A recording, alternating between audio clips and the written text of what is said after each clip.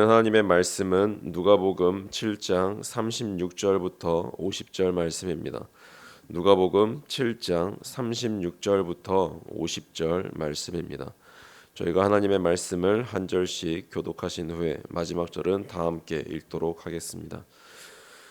한 바리새인이 예수께 자기와 함께 잡수시기를 청하니 이에 바리새인의 집에 들어가 앉으셨을 때에 그 동네에 죄를 지은 한 여자가 있어 예수께서 바리새인의 집에 앉아 계심을 알고 향유 담은 옥합을 가지고 와서 예수의 뒤로 그 발 곁에 서서 울며 눈물로 그 발을 적시고 자기 머리털로 닦고 그 발에 입 맞추고 향유를 부으니 예수를 청한 바리새인이 그것을 보고 마음에 이르되 이 사람이 만일 선지자라면 자기를 만지는 이 여자가 누구며 어떠한 자 곧 죄인인 줄을 알았으리라 하거늘.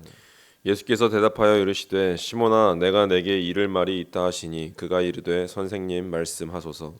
이르시되 빚 주는 사람에게 빚진 자가 둘이 있어 하나는 500 데나리온을 졌고 하나는 50 데나리온을 졌는데 갚을 것이 없으므로 둘 다 탕감하여 주었으니 둘 중에 누가 그를 더 사랑하겠느냐.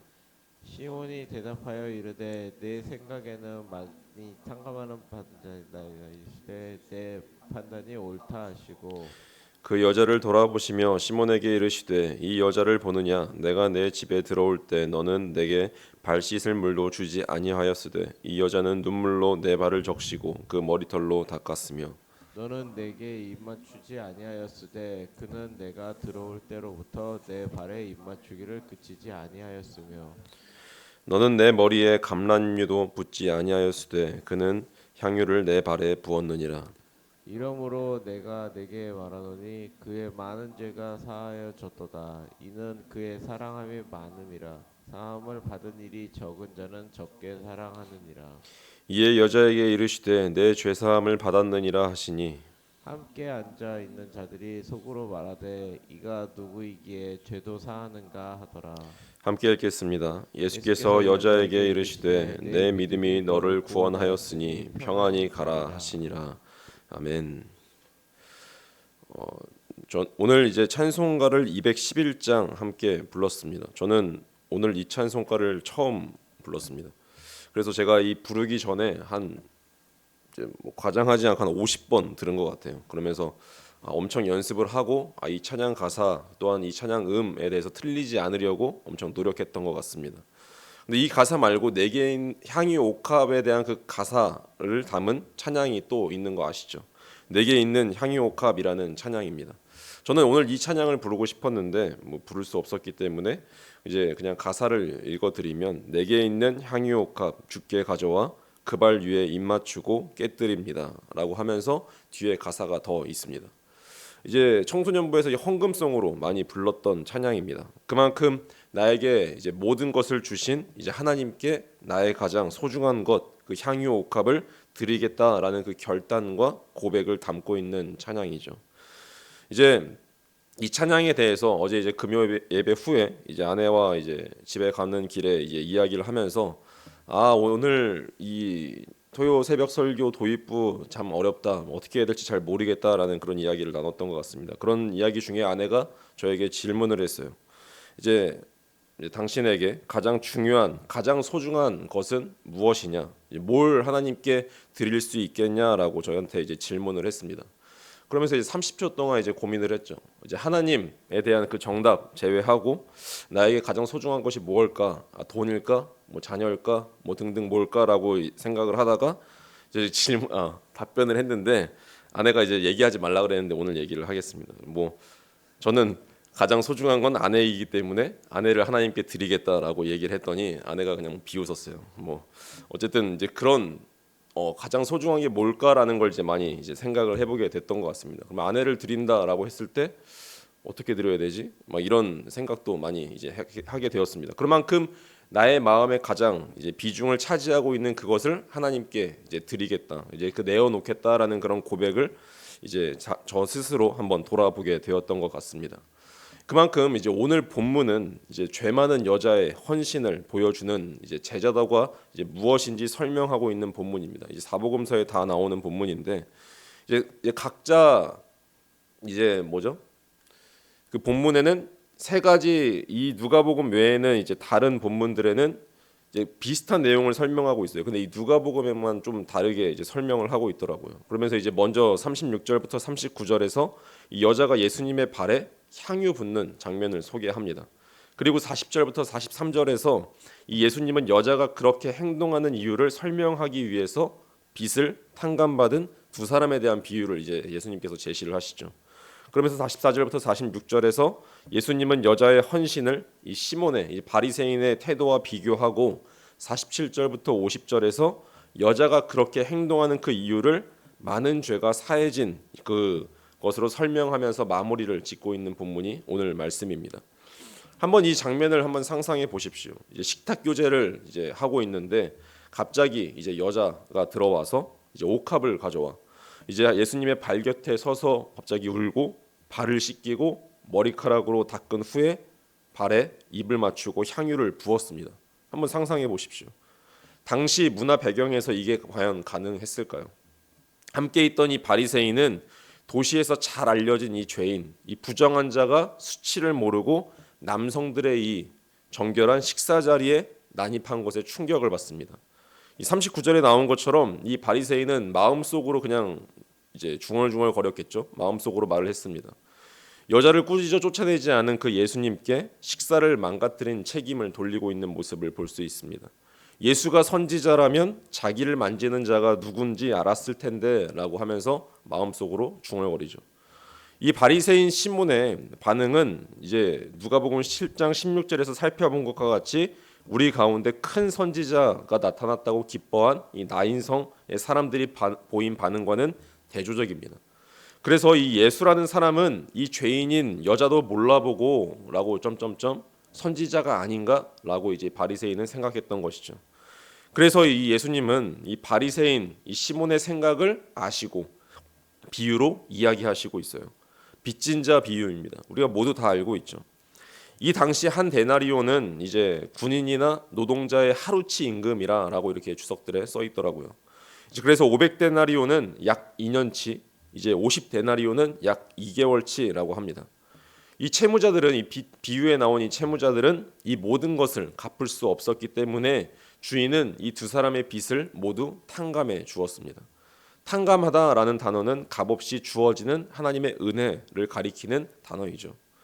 죄를 용서한다라는 의미로도 사용됩니다. 예수님은 이 탕감받은 자 중에 누가 더 사랑할 것이냐라고 누가 더 사랑할 것 같냐라고 질문을 하시고 있어요. 당연히 더 큰 빚을 탕감받은 자 2년치의 월급을 이제 탕감받은 자가 더 사랑할 것이다라고 대답합니다. 바리새인 시몬이요. 이 시몬은 이 답은 알고 있었습니다. 예수님은 이런 시몬에게 다시 이야기하시죠. 여자의 행위와 시몬의 행위를 대조시키십니다. 시몬은 예수님을 환대하지 않았습니다. 예수님에게 씻을 물과 포도주를 제공하지 않았죠. 그러나 여인은 어떻게 했습니까? 눈물로 발을 씻기고 머리카락으로 발을 닦았습니다. 시몬은 입맞추지 않았지만 여자는 발에 입맞추었습니다. 시몬은 예수님께 감람유, 올리브유도 붓지 않았는데 여자는 향유를 부었습니다. 오늘 말씀이 묘사하는 그 여인의 모습은 겸손과 헌신을 보여줍니다. 특히 발을 머리카락으로 씻은 것은 상상할 수 없는 수준으로 낮아져 예수님을 섬긴다라는 그것을 보여주고 있어요. 오늘 말씀에 의하면 이 여자는 많은 죄를 용서받은 그 은혜와 감사가 크기 때문에 가장 소중한 것을 드리기까지 이 감사와 사랑의 표현을 하고 있는 모습을 우리에게 보여주고 있는 것입니다. 예수님은 그것을 아셨죠. 여자의 죄가 많았기 때문에 큰 사랑을 보여준 것이라고 이 시몬에게 말씀하고 계시는 것이죠. 죄 사함을 적게 받은 자는 적게 사랑한다라고도 이 빚 탕감 비유로도 말씀하고 있는 것입니다. 이 탕감받은 비유를 통해서 여자의 죄도 은혜로 사해졌다라는 사실을 말씀하고 계십니다.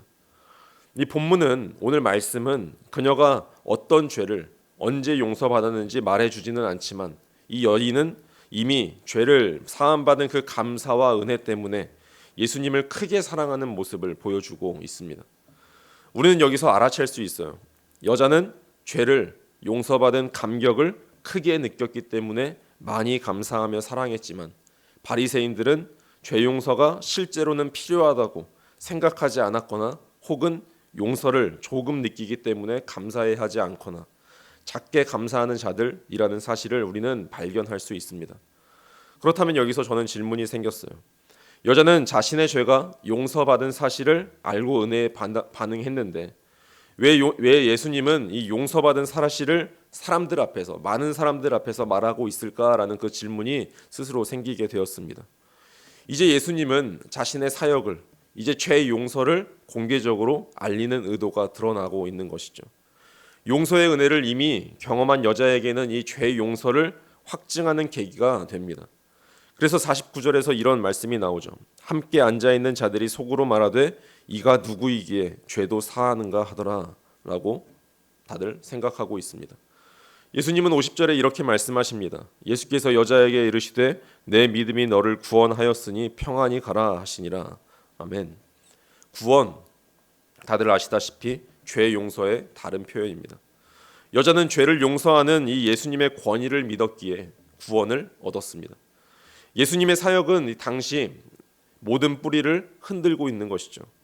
예수님의 관심과 이 긍휼은 제한이 없다는 사실을 말씀해 주고 있습니다. 당시에 죄인으로 여기던 자를 용서와 구원하심으로 인해서 여자의 새로운 신분을 모든 사람들에게 보여주고 계십니다.